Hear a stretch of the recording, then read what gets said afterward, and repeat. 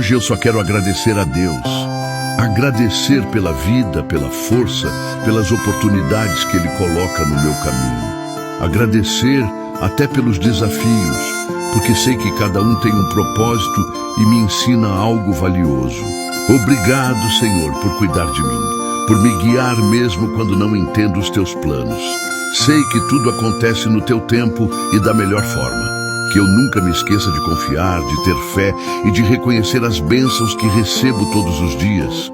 Que meu coração esteja sempre cheio de gratidão, porque onde há gratidão, há paz. Deus é bom o tempo todo, e por isso, hoje e sempre, eu agradeço.